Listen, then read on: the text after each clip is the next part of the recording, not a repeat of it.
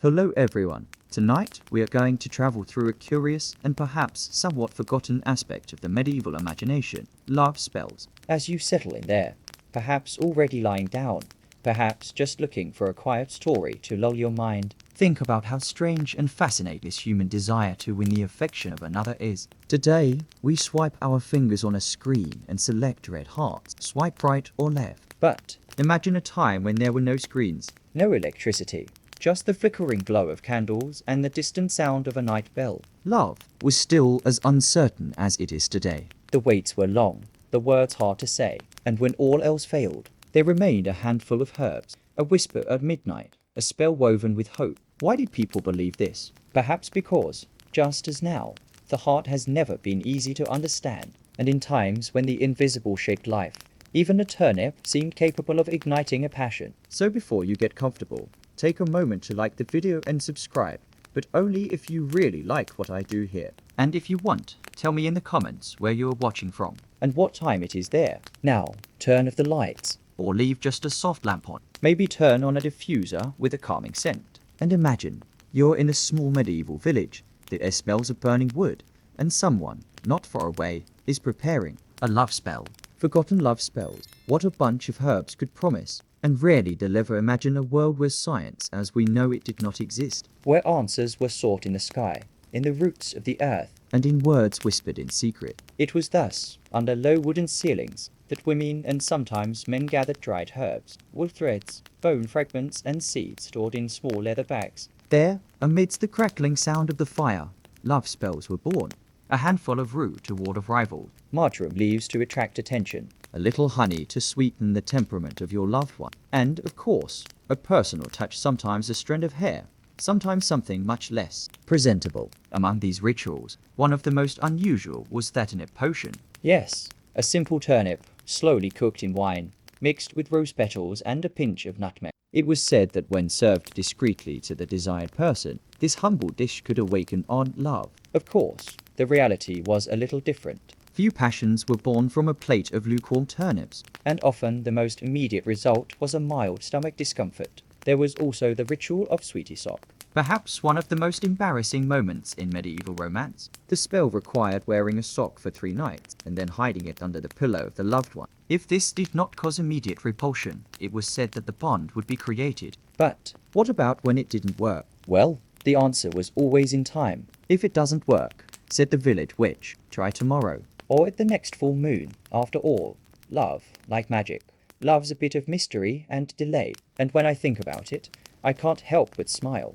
Are our modern dating apps actually less awkward? Maybe, deep down, swiping isn't so different from placing an enchanted turnip on the table. Just more sanitized. And so, the nights went on. Between shy smiles, herbs hanging high in the windows, and spells that promised more than they could ever deliver. Now, take a deep breath. Imagine the sweet smell of dried herbs and mulled wine in the cold air of that time. Imagine waiting and hoping that a simple spell could open the doors of a heart. Picture a small stone kitchen. In the corner, a cauldron sits over a fire. The flame dances softly, casting shadows that ripple across the walls covered in hanging herbs. There, a woman with careful hands mixes a thick, cloudy liquid. Beside her, an old parchment says that this is a passion potion. 1 sip would be enough to ignite the deepest desire in the heart of whoever drank it. But the recipe was, shall we say, peculiar. A handful of wilted rose petals, a little mandrake root, 3 drops of amber oil, and a secret ingredient that varies from story to story,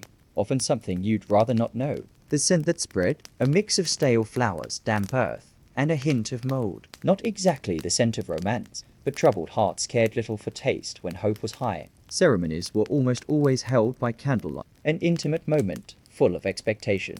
Imagining someone offering such a potion to someone they love was, to say the least, an exercise in courage. And the effect? Well, if it were possible to bottle true love, alchemists would have been the richest men in the medieval world. In practice, what was achieved was often a mild intoxication or a deep sleep. It was not uncommon for the intended person to wake up hours later with a certain void in their memory. Drinking bottled love was like trying to catch the wind, a task full of illusion and movement, but with results that were difficult to capture. Still, desire continued to fuel these rituals. Today, when I look at the perfume displays promising instant seduction, I can't help but think of those old cauldrons. Deep down, The quest is the same. We've just swapped the wood fire for polished glass. Now, imagine the flames flickering, the liquid swirling in the cauldron. Someone holds the cup with trembling hands. And for a brief moment, you believe that magic can indeed transform the most fickle feeling there is. Imagine a simple room, lit only by a slowly melting candle. On a worn wooden table, a young man holds a quill between his fingers, trying to choose the right words. Saying, "I desire you," was, at best, a bold move, at worst, an accusation of witchcraft. Thus was born a curious custom, that of encoding feelings in discrete runes, ancient symbols interwoven with a touch of mystery. A letter with love runes was, in essence, a gamble. The sender had to master not only the art of writing, but also the art of innuendo. After all, if the priest found the parchment, well, a few extra prayers wouldn't be enough to erase the sin. The act of sending one of these letters was like swiping right in a world without screens. A small risk, a big hope. And the funny thing is, often the recipient had no idea what they were reading. The symbols could be complex and ambiguous. Some scholars still debate the meaning of certain runes that have survived through the centuries. At the time, however, the recipient simply had to understand that there was a veiled invitation, a beckoning from the heart disguised as ancient geometry. Today, when we see our emojis flashing on bright screens, it's almost a relief. At least we don't run the risk of being condemned for sending a heart. Back then, a misinterpreted rune could cost us much more than an embarrassed look. And so, between rolled up parchment, fresh ink and nervous fingers, small gestures of courage were born. Not always understood, not always well received, but always filled with the eternal hope that someone, on the other side, was ready to decipher more than symbol. Now, close your eyes for a moment. Imagine the sound of the quill gliding over the parchment, the slight tremor of your hand as you sign, and the bated breath as you seal the letter, with a seal that said everything and at the same time said nothing. Imagine a medieval garden, not one of those flowery, ornamental gardens you see in history, but a small space behind a stone house, where each plant was grown for a purpose that went far beyond. There, among the leaves of rue and branches of lavender, the hopes of many afflicted hearts also grew.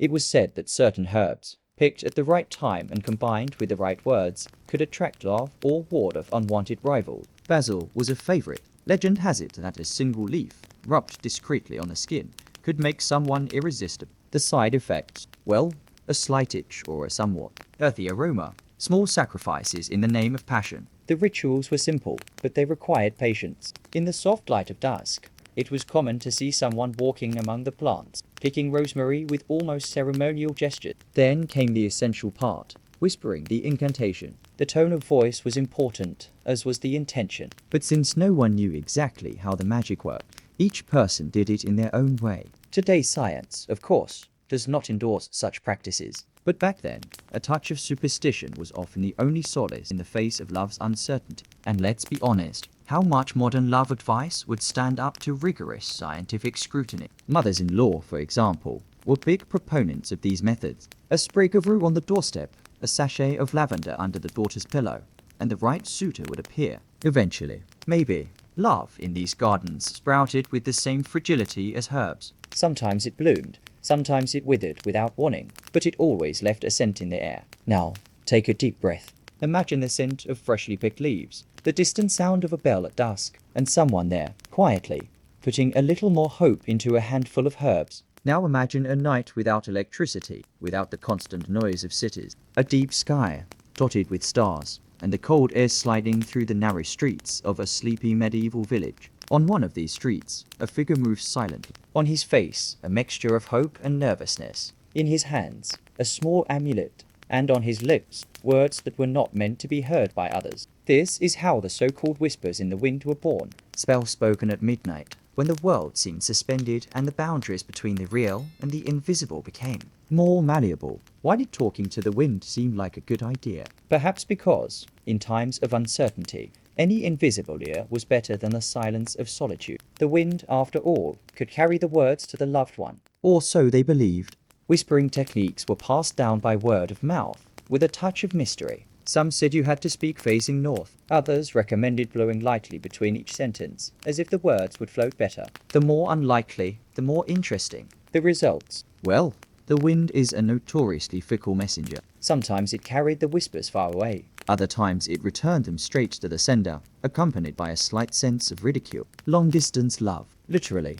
If you've ever sent a message and stared at the screen, waiting for a response that never came, you might understand the essence of this ancient ritual. Today, when I read about these practices, I think that perhaps it would have been better, back then, to just knock on doors and talk. But, of course, that required courage that not everyone had. It was much simpler to trust the wind. Now, close your eyes. Imagine yourself under a starry sky, on a cobblestone street. The wind blows coldly, and you, with a slight shiver, whisper words of desire. Who knows, maybe somewhere far away someone will hear. Now, imagine the scene. A simple kitchen. The sweet aroma of cinnamon and honey filling the air. A freshly baked sweetbread sits on the table, still warm. At first glance, it seems like just a gesture of affection. But not everything is as it seems. In medieval times, when words of love were heavy with risk and convention, food became an unexpected vehicle for unspoken feelings. And sometimes for intentions that were a little more Dubious. There was a popular belief that certain foods, prepared with the appropriate ritual, could influence the heart of those who ate them. Sweet bread was a favorite. The recipe varied, but always included a special touch. A strand of hair hidden in the dough, a drop of blood disguised in the honey, or an herb subtly mixed with the sugar. The perfect combination of flavor and magic. But there was a dilemma. Accepting such a gift meant taking a risk, and refusing it could deeply offend the person offering it. So a simple gesture of acceptance or refusal had the power to change the course of a relationship, or to preserve one's health if he didn't eat it.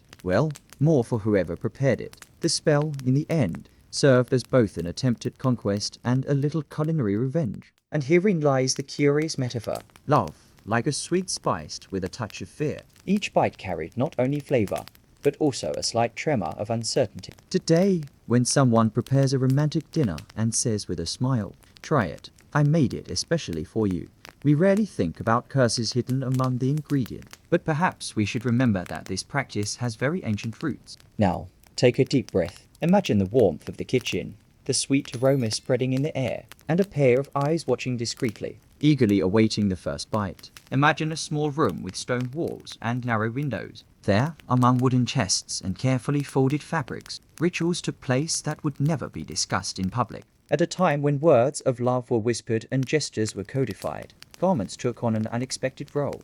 They not only adorned the body, but carried desires, fears, and enchantments. One of the most curious customs involved the practice of burying a handkerchief or a piece of underwear in the garden of the person you love. The idea was simple. As the cloth decomposed, the other person's heart would melt with love. At least, that was the hope. The effectiveness? Well, let's just say the results were highly variable. In some cases, The intended recipient would notice a strange hole in the garden. in others, flowers would spring up in the spot. Love, on the other hand, did not always bloom along with it. Another common practice was to sew small spells into the hems of clothing. A strand of hair, a flower petal, or even secretly embroidered words. Thus, each time the garment was worn, it was said that the desired feeling would be reinforced. Of course, all of this depended on one crucial detail. The garment had to be worn by the intended wearer, and convincing someone to wear a subtly enchanted garment required more than sewing skills. Ultimately, these practices reveal a very human desire. The desire to control the uncontrollable. To sew destiny with invisible threads. But perhaps, as today, less sorcery and more open conversation would still be the true miracle. Now, imagine the soft touch of an old fabric, the carefully embroidered lines, almost like an intertwined secret, and a heart waiting silently for each stitch to bring one step closer to the desired love. Imagine a small room, illuminated by the golden light of a late afternoon. On a wooden table, old glass jars rest side by side, colored liquid, dried petals, fragrant resin, and an invisible promise hovering in the air. In medieval times, when encounters were rare and touching was socially controlled, perfume became a silent tool of seduction. But we're not talking about refined fragrances as we know them today. No, the blends were somewhat experimental. Macerated flowers, animal fat as a base, drops of resin, and for the most daring, a touch of substances considered magical. The result, an aroma that said, "Come here," or that made you sneeze. It was a question of luck. The preparation of these perfumes was almost a ritual, often performed at night, in silence, with each ingredient added with a specific intention. The rose to attract, the amber to fix, The myrrh to envelop, and, of course, an unstated desire as the main ingredient. Interestingly, the full bath was optional. The perfume was mandatory. and this created, let's say, contrasting situations. A strong aroma hovering over a body that might not have seen water for days. The magic of seduction faced a considerable sensory challenge there. Trying to enchant with scent when a path would have more effect was a true act of faith.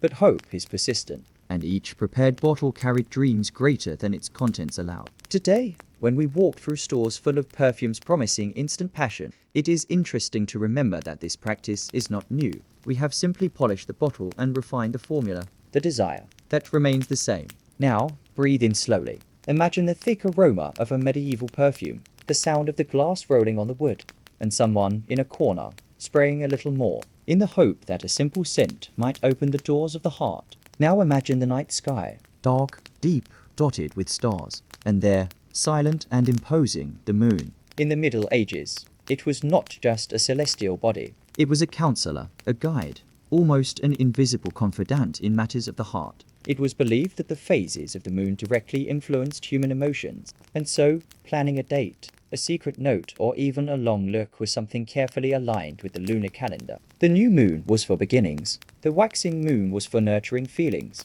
The full moon, well, that was reserved for moments of greater boldness. The waning moon was best avoided, unless you wanted to break a bond. Moonlight dances were almost magical events. Young people gathered in clearings under the silvery glow, entwining glances and steps. More stumbles than romance, it is true, but each gesture carried a silent hope. If plans failed, there was always someone to blame. If it didn't work out, blame Mercury, or the priest, or the waning moon. The important thing was to keep alive the belief that the next cycle would bring better winds. Today, we consult horoscopes on apps. Back then, all we had to do was look up. A simple gesture that connected our most intimate desire with the cosmos. And perhaps made the game of love a little more poetic. Now, imagine the night breeze caressing your skin. The soft glow of the moon filtering through the leaves. And someone there, silently asking the stars if it was the right time to take a step forward. Imagine a silent often in a room where the only company is the rhythmic sound of spinning wheel. The threads slide between skilled fingers, intertwining with a care that goes beyond simple practical function. In the medieval world, threads and fabrics were not only used to create clothes. They were also discreet instruments for trying to tie hearts together. The knot of eternal love was a curious practice. A thread of wool or linen was carefully braided, while words of desire were whispered with each turn. The intention was simple. Just as the thread remained united, the feelings were also meant to resist the passage of time. Of course, as with all popular traditions, the details varied. Some believed that the thread needed to be red, the color of passion. Others insisted on blue, to ensure fidelity. There were even those who swore that the color of the thread should match the eyes of the loved one. The braided object could be kept secret, given discreetly as a gift, or even hidden under the intended's pillow. The important thing was that the knot remained firm. If it came undone, well, it was a sign that fate had other ideas. Today, no one weaves spells in crochet anymore. At least not in an overt way. But there is something poetically persistent in wanting to tie invisible ties. How many of us don't keep notes, ribbons, small objects, trying to capture fleeting moments? Tying hearts with thread and hope was, deep down, an attempt to touch the immaterial with concrete gesture. And perhaps, even without magic, this was already a powerful spell in itself. Now, imagine your fingers slowly braiding a thread, while time seems suspended. And each knot carrying not just a turn of thread, but a sigh, a wish, a thread of hope. Imagine a room that is nearly dark. A flickering candle casts long shadows against the stone wall. On a small table, a lump of wax slowly takes shape, molded by hands that mix anticipation with a touch of superstition. In the medieval world, the desire to influence the behavior of a loved one found fertile ground in symbolic practices, and so the little wax dolls were born. The idea was simple. Create a figure that represented the desired person, with as much detail as possible. A strand of hair, a piece of used fabric, or, for the most determined, something even more personal. The figure was then consecrated with words and gestures that varied according to local tradition. Sculpting love in wax was an exercise in patience. And, as we know, patience did not always go hand in hand with passionate desire. The doll became the target of small rituals. It was caressed, wrapped in perfumes, placed under the pillow or in strategic points of the house. The belief was that the figure carried a symbolic link with the real person. But there was one important detail. If the doll broke, be careful what you wished for. Just as love was fragile, wax was also sensitive to heat, pressure, and, of course, small household accident. Today, when we hear about spells or small love ritual, we might smile.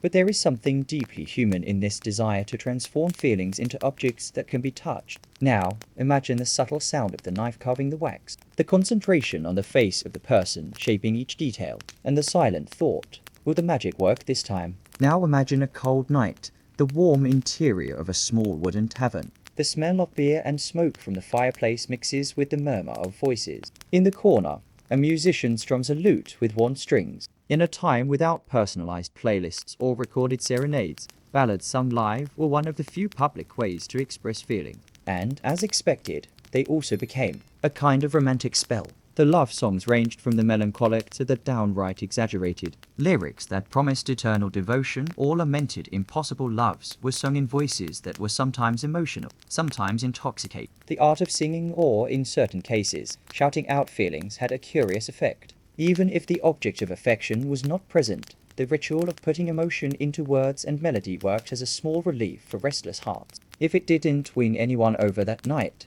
it at least served to distract the audience, and sometimes this distraction would yield curious looks, unexpected conversations, and, who knows, new reasons to sing. The out-of-tune voices trying to tune hearts created a scene that was both comical and touching. There was something genuine about those moments. No filtered, no grand strategies. Just the heart exposed in simple verses. Today, we have swapped the bar for the screen of our cell phones and the chance for text messages. But the impulse remains the same. The need to transform feelings into expression, even when the audience is not the one we imagined. Now, imagine the sound of the lute mingling with the conversation.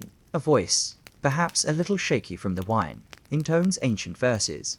And for a moment, in the midst of the confusion, someone allows themselves to dream. Imagine a small wooden box, carefully opened. Inside lies a simple medallion, perhaps made of iron, perhaps copper. It is not a piece of jewelry of great value, but it carries a meaning that goes beyond its modest shine. In the medieval world, when words could not be spoken freely and gestures were limited by social convention, love talismans emerged as a silent way of conveying feelings. A pendant could say anything, from a promise of devotion to a hidden desire. It was given discreetly, sometimes with a look that suggested more than any speech could reveal. Losing a talisman was a source of great unease, not only because of its sentimental value, but because of the belief that it held an invisible connection to the loved one. Had I lost my talisman, or had it lost me? The doubt echoed like a reverse spell. Rituals to charge the amulet were also popular. Some recommended leaving it under the light of the full moon, others wrapping it in aromatic herbs before using it. There were those who believed that body heat activated its magical properties. However, the expectations hanging around his neck sometimes weighed more than the medallion itself. A small object carried not only hope, but also anxiety. A constant reminder of a desire that, like all desire, resisted being controlled. Today, we wear bracelets, rings, necklaces. We may not call them talisman, but we still project feelings and memories onto them. The difference is that now we know that a simple piece of metal does not rule the heart. Or at least we like to believe that. Now imagine the cool touch of a pendant against your skin. It's lightweight, almost forgotten, but always present, and the silent awareness that, for someone, that object said everything that words dared not say. Imagine a kitchen warmed by a crackling fire. The aroma of baking bread mingles with the scent of fresh herbs. On the table, simple ingredients await their transformation into something that, in the mind of the cook, perhaps has a touch of magic. In the Middle Ages, cooking for someone was a gesture loaded with meaning. It was not just about nourishing the body, but also trying to nourish the heart. Recipes that promised more than just flavor were passed down from generation to generation. A little honey to sweeten feelings, a pinch of nutmeg to awaken desire. And for the more daring ingredients whose use today would be, at the very least, questionable. The bread of desire was one of these delicacies, kneaded with measured gestures, wrapped in whispered words during preparation, served with a look that said more than 1,000 verses. The spell was half recipe, half hope. There was no guarantee of success, but the simple act of cooking with intention created a conducive atmosphere. After all, few things connect as much as sharing a home-cooked meal. Today, candlelit dinners still carry an echo of these ancient practices. Perhaps without explicit enchantment, but with the same desire to create a special moment where words can be spoken, or simply felt. Feeding love is sometimes a literal gesture, and even if the magic isn't in the ingredients, it's in the care with which each dish is prepared. Now, Imagine the heat of the oven, the sweet and inviting aroma filling the room, the silent anticipation of the person cooking, and the slight tremor in the air when the dish is finally served, carrying more than just flavor. Now imagine an old mirror. Not one that gives a perfect reflection, But a mirror made of irregular glass, perhaps clouded by time, surrounded by a carved wooden frame. in the Middle Ages. Mirrors were rare objects and, for this reason, surrounded by a certain mysticism. They were not only used to check appearance. They were seen as symbolic portals, capable of reflecting not only the image, but also the most hidden desires. Among the most curious practices was the use of mirrors in love spells. It was believed that by staring at one's reflection while pronouncing specific words, it was possible to project feelings from a distance. Talking to the mirror was, therefore, a ritual full of expectation or boredom, Depending on the patience of the person trying. but the image that was formed there carried, for those who believed, an invisible link with the desired person. There was also the ever-present risk of seeing more than one wanted to, reflecting not only one's physical image, but one's own doubts and fears. After all, staring at one's own gaze for too long has its effects. Today, mirrors continue to exert a silent fascination, and perhaps, when we get ready for a date, when we fix a detail in our hair or practice a smile, we still practice a small ritual not unlike those ancient incantations. Self-love has always been the basis of everything. Perhaps the true magic of the mirror was precisely in making the person looking into it believe, even if only for a moment, that they were worthy of being loved. Now,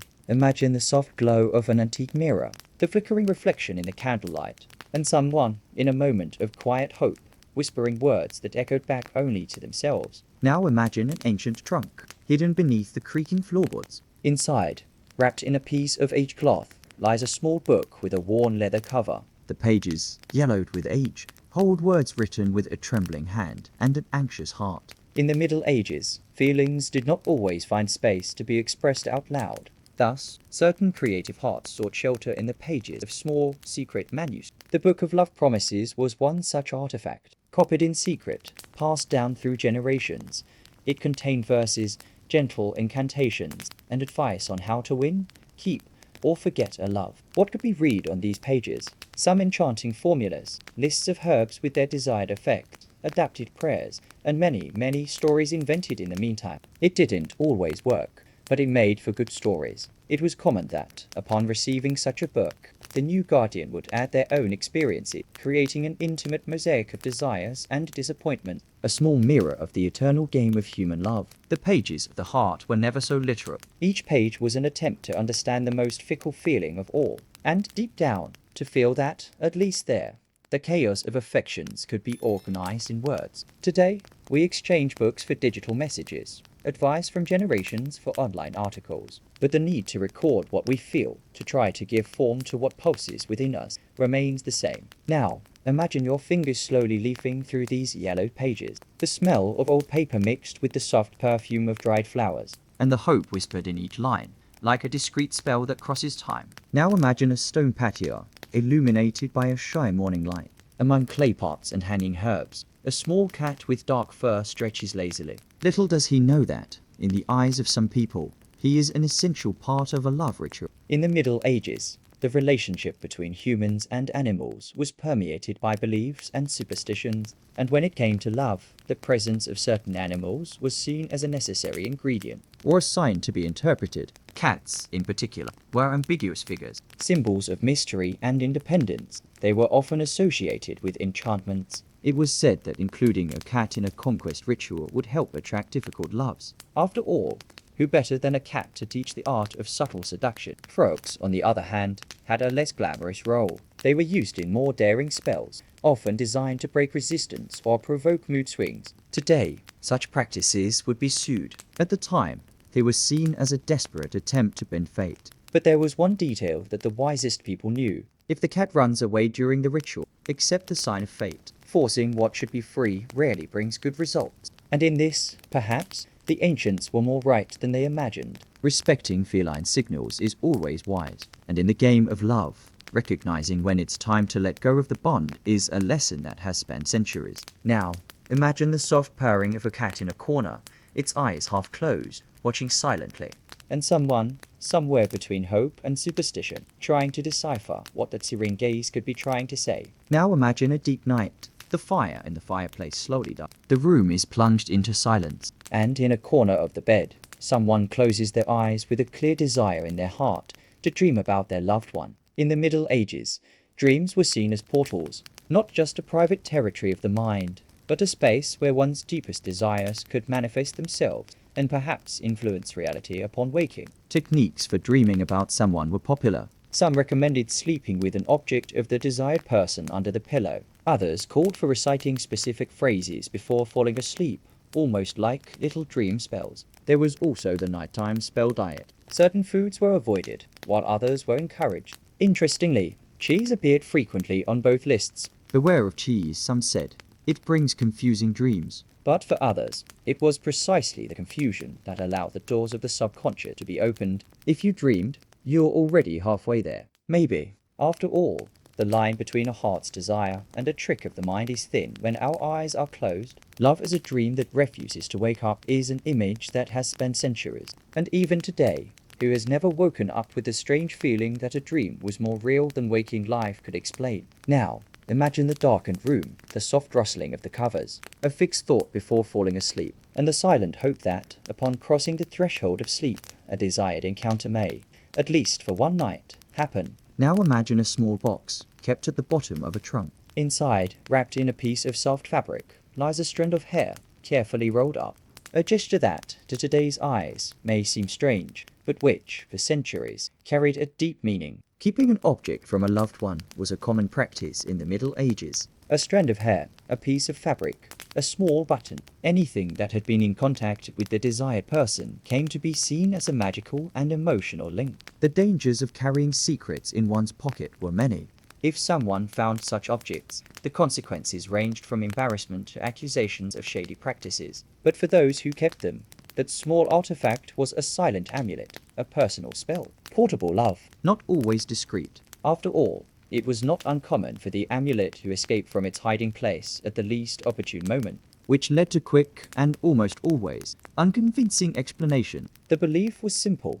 Keeping an object close to the body would strengthen the bond with the loved one. A strand of hair next to the chest, a scented handkerchief under the pillow, a stone touched by the person kept in the purse. Each gesture fed the hope that the bond would grow stronger. Today, we still keep photos, messages, and small objects from those we love, perhaps without the explicit belief in a spell, but with the same human need to make the intangible a little more concrete. Detachment, however, is a more powerful spell. Knowing when to let go of these little symbols is perhaps the real magic. Because, like love, objects hold not only beauty, but also the weight of memories. Now, imagine your fingers sliding over a carefully tucked strand of hair, a silent gesture charged with emotion, and the unspoken question, what is harder, winning a heart or learning to let it go? Now imagine a silent room, where the scent of recently extinguished candles still lingers in the air. A book of spells lies open, but not on the pages dedicated to achievements and promises. No, this time,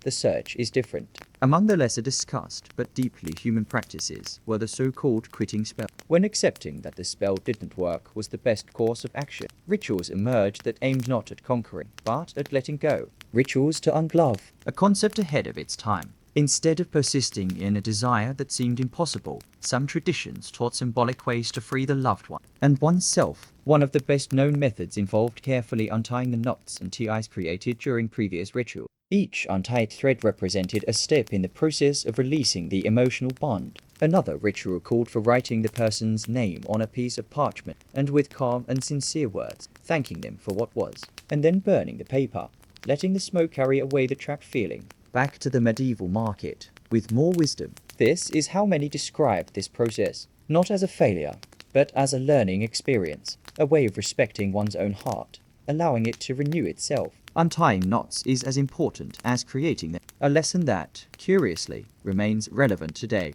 Today, we still seek symbolic ways to end cycles. And as back then, the true magic lies in the intention and courage to move forward. Now, take a deep breath. Imagine the soft sound of a ribbon being undone, the murmured words of gratitude and farewell, and the silent space that opens up, ready to be filled. Perhaps one day, by a new chapter.